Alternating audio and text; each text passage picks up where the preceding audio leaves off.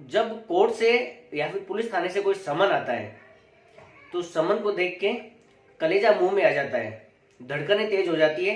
लगता है हमने क्या गलती कर दी, ऐसा क्या किया, हमारे पास समन आया या फिर वारंट आया।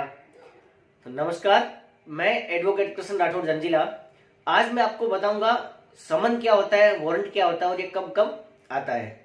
तो यदि आप मेरे YouTube चैनल पर नए हैं, आपने अभी तक मेरा चैनल सब्सक्राइब नहीं किया है, तो आप आज ही मेरा YouTube चैनल सब्सक्राइब कर दें, मेरे Facebook पेज को भी लाइक कर दें, ताकि मेरे आने वाले वीडियोस की आपको अपडेट मिलती रहे। आज अपन बात करेंगे समन और वारंट के बारे में। भाई कब समन आता है? अमूमन अपन ने देखा है क्या होता है कि जब किसी के पास में समन आता है और उनको कानूनन इन चीजों का इतना ज्ञान नहीं होता है, तो वो व्यक्ति घबरा जाते हैं, उनका कलेजा मुंह में आ जाता है। इधर उधर जो अपने जान पहचान वाले उनको दिखाते हैं, ये क्या आया, मेरे पास क्यों आया, मैंने क्या गलती कर दी, अब मेरे से क्या हो गया। चाहे वो किसी भी चीज का समन हो, तो समन कोर्ट कब कब जारी कर सकता है, समन होता क्या है, वारंट क्या होता है, ये कब एक्सपायर होता है, आपको क्या करना चाहिए जब आपके पास में समन आता है या फिर वारंट आता है तब, और ये कौन कौन जारी कर सकते हैं, ये चीजें मैं आपको अपने इस वीडियो में बताऊंगा। तो अपन बात कर रहे हैं समन की। सबसे पहले तो समन का मतलब क्या होता है। समन एक इंग्लिश का शब्द है जिसको हिंदी में समन लिखा जाता है। समन का मतलब होता है बुलावा पत्र, यानी आपको बुलाया गया है। समन का मतलब आपको कभी भी समन के ऊपर पुलिस अरेस्ट नहीं करती है। समन एक बुलावा पत्र है, और जो आपके पास में समन आता है उसके ऊपर जिस किसी भी कोर्ट ने आपको जारी किया हो उस कोर्ट की सील लगी हुई होती है, और जो पीठासीन अधिकारी है उनके साइन होते हैं, और उसमें एक तारीख और जगह बताई हुई होती है। भाई आपको कोर्ट में आना है तो इतने नंबर इस कोर्ट में आना है, ठीक है, आपको इतनी इतनी तारीख को आना है। तो उस समय उस तारीख आप उस कोर्ट में आपको बुलाया जाता है समन के द्वारा। तो समन पे आपको कोई पुलिस गिरफ्तार नहीं करती। कभी कभी समन आपको डायरेक्ट थ्रू डाक भेज दिया जाता है, कभी पुलिस थाने की मदद से आता है। अब समन कौन कौन जारी कर सकते हैं?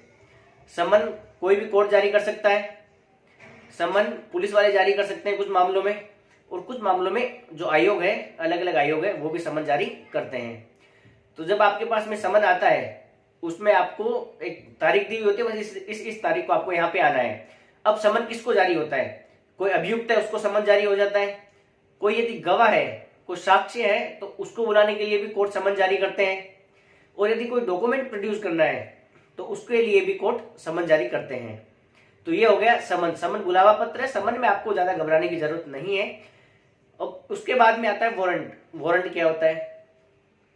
वारंट का मतलब होता है कि इस व्यक्ति को आप लेके आए, इस व्यक्ति को सामने हाजिर किया जाए। वारंट जब आता है, पहले तो मैं आपको समन का बता दूं कि समन में जो तारीख दी हुई होती है उस दिनांक के जो दिनांक हुई है उस दिनांक के बाद में वो समन अपने आप एक्सपायर हो जाता है। वारंट आपका कभी एक्सपायर नहीं होता।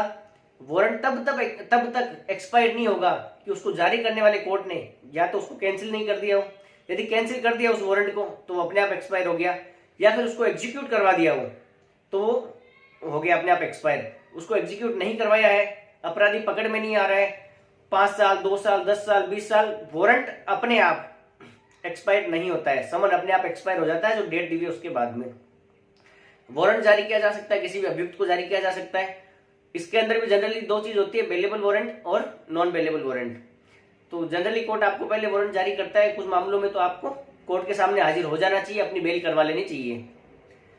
जनरली पुलिस आपको वारंट पे नहीं पकड़ती है, आपको बेलेबल वारंट पे नहीं पकड़ती है, वो आपको टाइम देते हैं। नॉन बेलेबल वारंट पे जब आता है तो फिर पुलिस आपको पकड़ के लेके जाती है।